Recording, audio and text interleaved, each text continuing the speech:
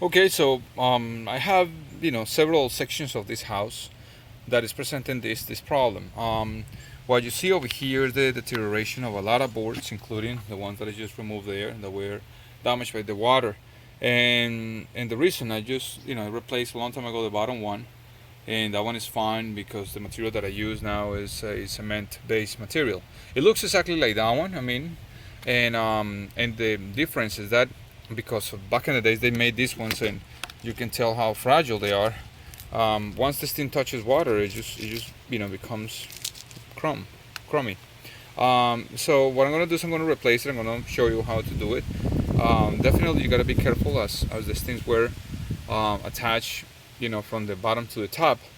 You will have to bring it down from the top to the bottom. But in this case, we just have two boards in a little section over here. We have like four boards.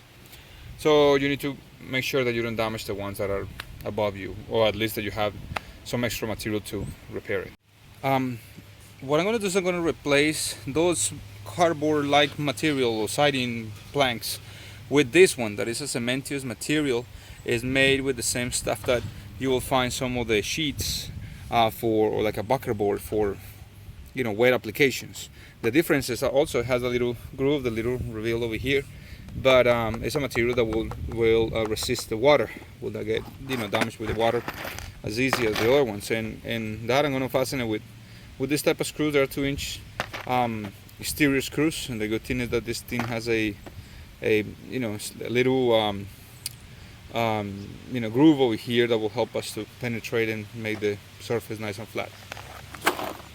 Okay, on this section, what happens is that we remove that, and we have the team. I mean, the structure wasn't compromised. I mean, you just gotta be careful that if it's wet, in this case it's not wet. It's just that the material passed through a lot of damage. Like you can see, this thing was just falling apart. So what we're gonna do is we're gonna make sure that we cut the sections, I guess, on the same dimensions and everything. Clear the area. So we're gonna sweep, including this thing. I'm gonna use a vacuum actually, and make sure that we keep the same distance. As you notice, this one was actually cut over here to have it so you can actually move a little bit, and you can replace safely the other one. Not doing that may end up you just breaking the ends, and you're frustrated, just kind of taking some more out. Okay, and once we have the area nice and clean, we made replicas of the boards. I have the longer ones, but I'm just kind of concentrating here to show you how it works. And I copied the pattern of the other one before, make sure that it fits. Now, by locating the beams, we're gonna use this type of screws, exterior ones with the right tip. And as we go up, we're gonna locate the areas and keep drilling. Obviously, the top ones we're gonna have to have that as close as possible to the edge, because we don't want to damage the other top. Or maybe we can just put them right here, so we can actually fasten both boards.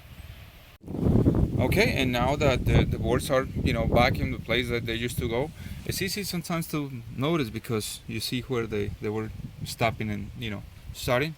I have the two nails, the screws that I can show you.